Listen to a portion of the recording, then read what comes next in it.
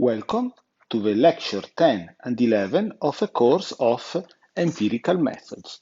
And specifically today and during the next lecture, we are going to talk about linear regression. Let's see first the problem that we are going to solve. Suppose that I want to relate two random scalar phenomena, phenomena x and phenomena y, to identify a possible relationship existing between them.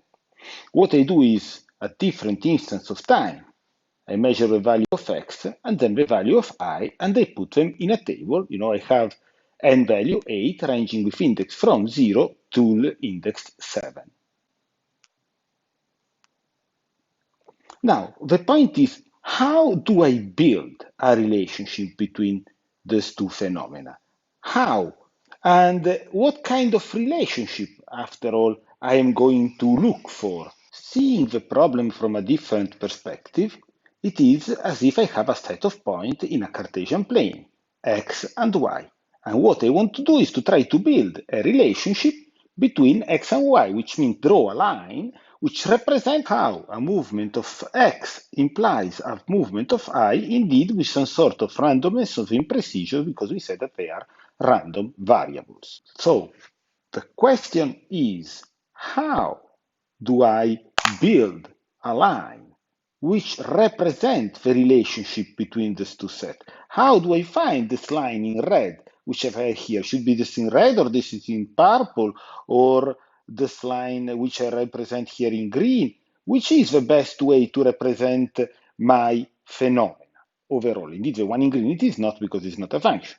Anyway, our approach consists of, first of all, defining two entities. Number one, a mean function, and number two, a cost minimizing function. The mean function represents the relationship that we hypothesize between phenomena x and phenomena y.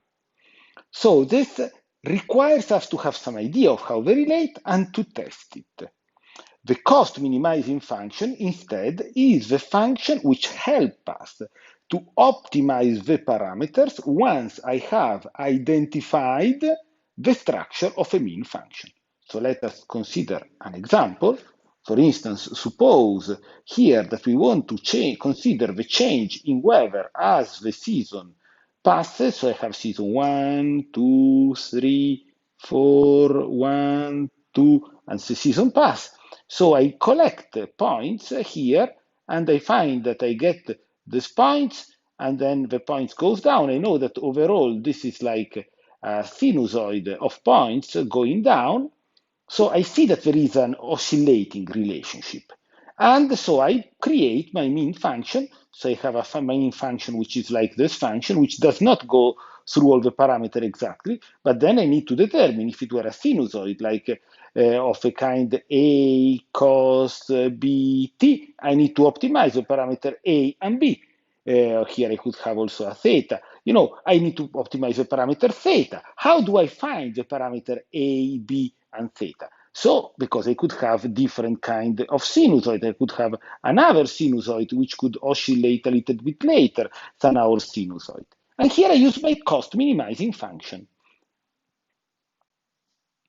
And initially, our mean function is the simple line, and the cost function is typically the square of the error between the model data and the linear real data.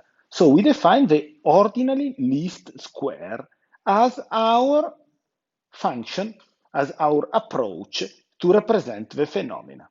Why this? First, remember that we know from calculus that given a differentiable function f around a point t, I can represent it as well as I want with a sequences of polynomial of a kind ai x to the power of I for I equal to 0 to a given degree, which represents the level we want to represent our function. So in our case, we would use a one first order Taylor expansion. Second, in terms of the error, suppose I would consider not the square error, but the regular error as the difference between my expected minus the real. Well, here negative error and positive error would compensate. In the square error, this is not the case, but I could use the absolute value. But the absolute value is not differentiable.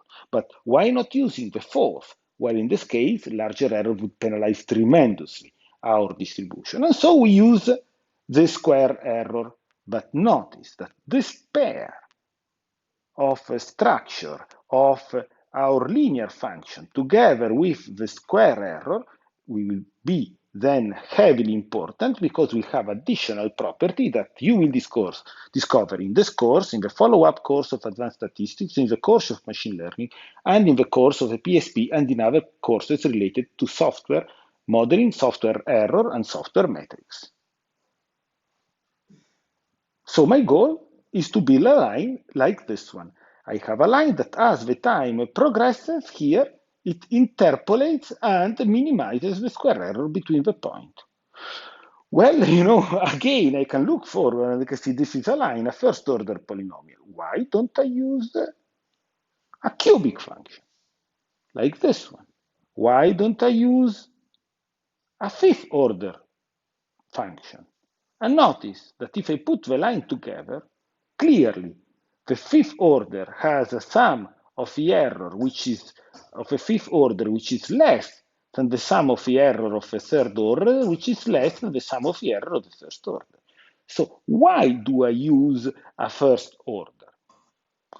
The first order polynomial creates models which are much more powerful than the third and much more powerful than the fifth order polynomial because with the same number of data points, if a relationship exists and it is linear, indeed I have a much higher inferential power. And we will discover this later on, as we said already many times, in additional courses which will be taught in your curricula of data scientist or of software engineer or of both. So altogether, I want to build a model of a kind y equals theta 0 plus theta 1 x, where x and y are phenomena that we are measuring. So we know that in general, if n is larger or equal to 3, there are no line passing from this arbitrary point, indeed, unless the points are aligned, but that's a different issue. So what we need to do is, in general, we need to create an approximation. And we put here y hat. So we say y hat will be theta 0 plus theta 1 x plus some error. And the error is the error which is induced by the approximation. And we said that our cost function, our error, will be, based on the error, will be the square of the error. And theta 0 and theta 1 are called the regression coefficients. So altogether, we have a set of pairs xi, yi, with I ranging from 0 to n minus 1. So we have n pairs. We want to build n linear equations of a kind yi equal theta 0 plus theta 1 xi plus epsilon I. And we start with an approximation of a kind y hat I equal theta 0 plus theta 1 xi. And our goal is to compute theta 0 and theta 1, which minimize the cost function, which is the quadratic error. And this quadratic error is this function is a summation from I going to 0 to n minus 1 of ei to the square. Notice the original data is represented without hat, xi, yi. The approximated data is represented with the hat, x hat I and y hat I. However, xi and x hat I are the same. And my apologies if there will be error in the slides, for which, I will give you extra credit for finding such errors. Let's start with a computation. Since yi is equal to theta 0 plus theta 1 xi plus epsilon I can say that epsilon I, our error, is equal to yi, which is exactly what is there, minus this component, which is this theta 0 plus theta 1 x, which goes exactly here. So I need to minimize the square of this error, which means I need to minimize the summation from I going to 0 to n minus 1 of this expression, which I have here, taken to the square. How do I minimize it? Well, typically I take the derivative and I put the derivative to 0, and then I need to check the Hessian because I'm in multidimensional. So I check the two partial derivatives and I need to derive over theta 0 and theta 1 the summation of yi minus theta 0 minus theta 1 xi to the square. How do I perform the derivation? And so let's consider theta 0 initially. So I need to compute the derivative of over theta 0 of yi minus theta 0 minus theta 1 xi to the square. Okay, so now I need to take the derivative over theta 0, the partial derivative. Here I have my square function, and the result of the derivative of the square function is twice the argument and then the derivative of the internal component, which since here I derive over theta 0 has no coefficient apart from the minus, which remains there. And so overall, this is the derivative. And this gets equated to 0. And equating this to 0 means that I can also eliminate the 2. And I obtain this result for the computation of theta 0. I can now consider the computation of theta 1. So here I derive this square component over theta 1, which is here. So again, what I have is twice the internal component of a 2, which becomes here. And then I have a parameter of theta 1, which is x1, which goes here. And at the end, I obtain, as a result of a derivative, the summation from I going to 0 to n minus 1 of xi, and then in parentheses, I have yi minus theta 0 minus theta 1 xi. Now I go back to the first equation, and coming from the first equation, I obtain this equation, which says that the summation from I equals 0 to n minus 1 of theta 0 is equal to the summation from I equals 0 to n minus 1 of yi minus theta 1 xi.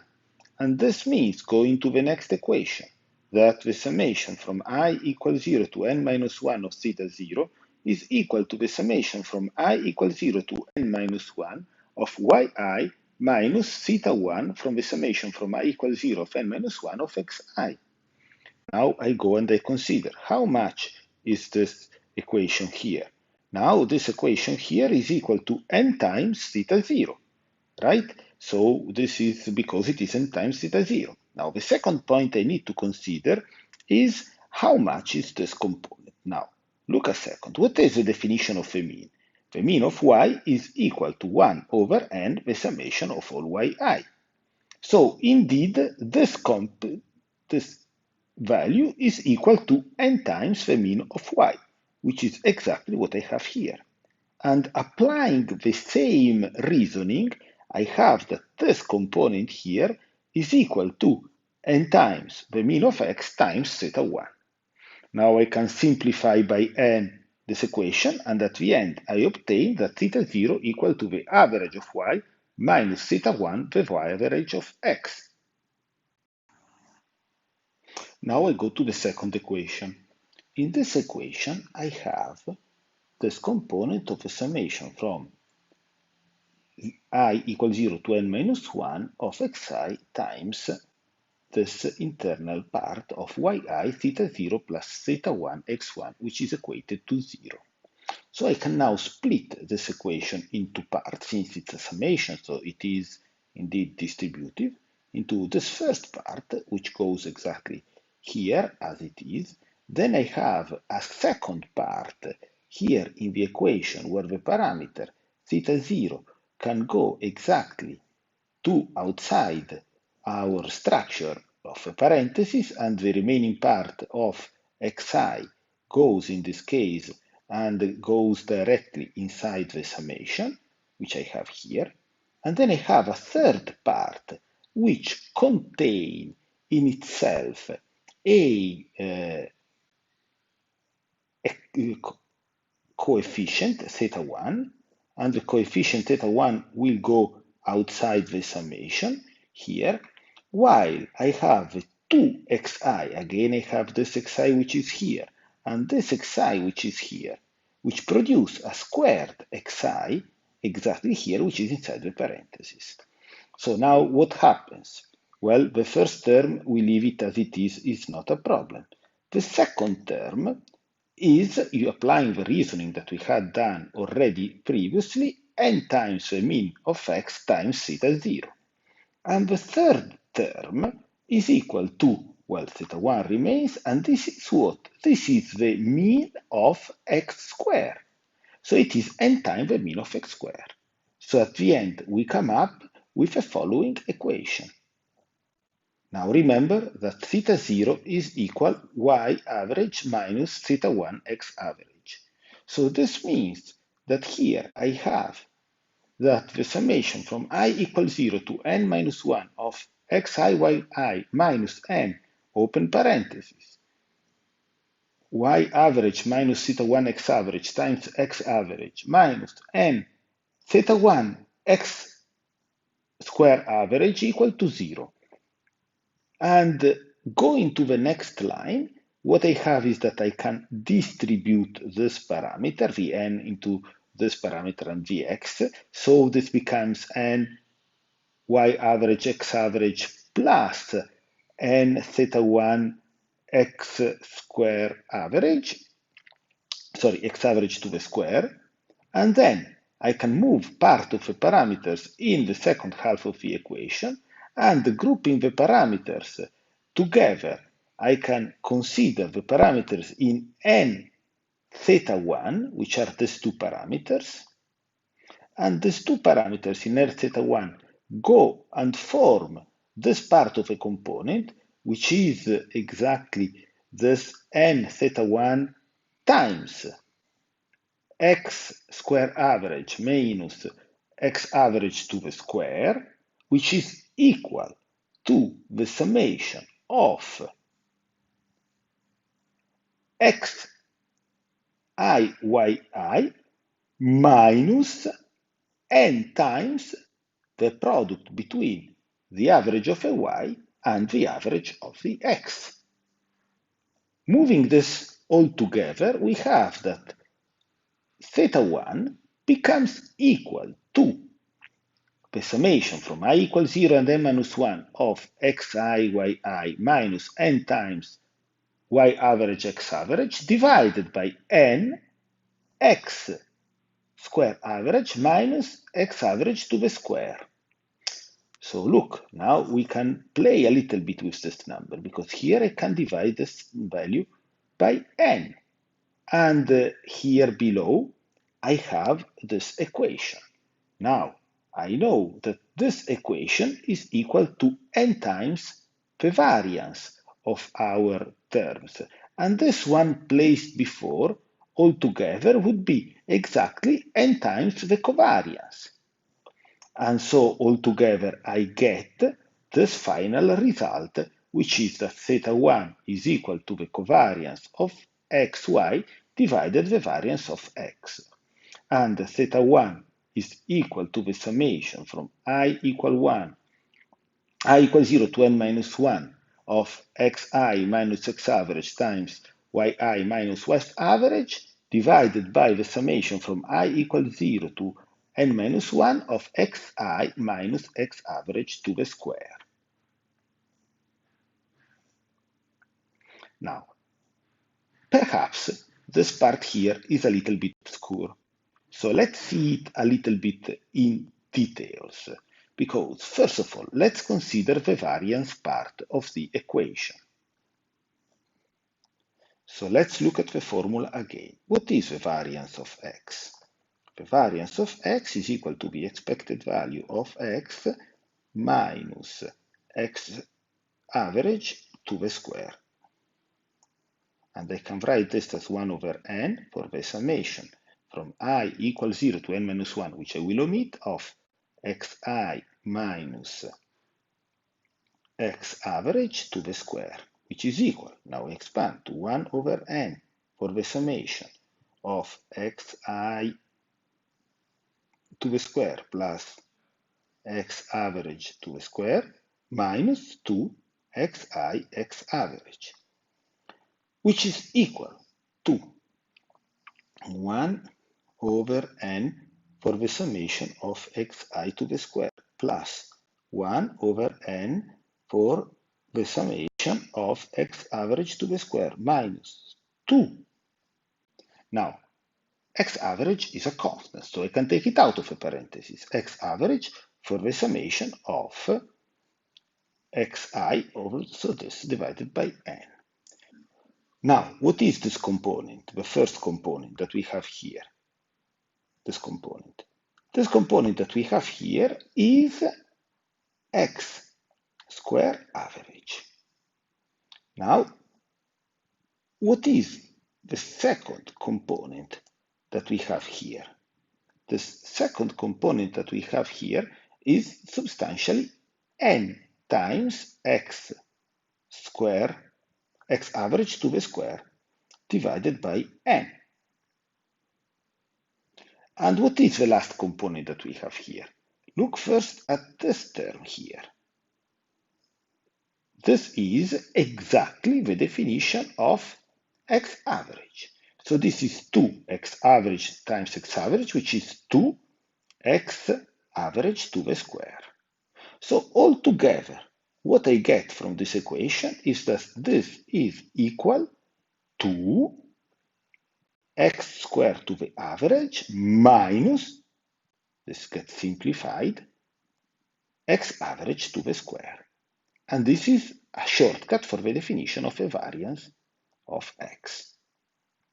This is the first part. And now we can look at the other part. What is the covariance of x? Well, the covariance of x,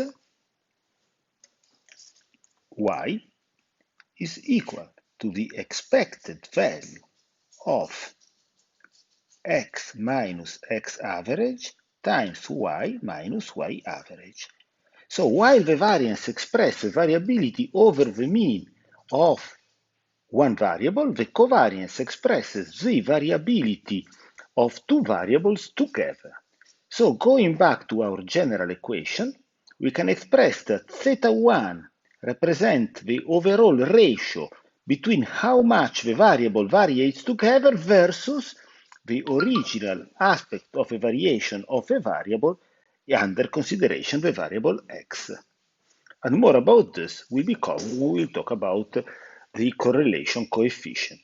So now we can go back to our example. So using the formula above, we can obtain the following data set, and in the following data set we obtain the value of theta 0 and of theta 1, who are here. This creates our model. So this is the original x and y, and here I have my estimated value of y.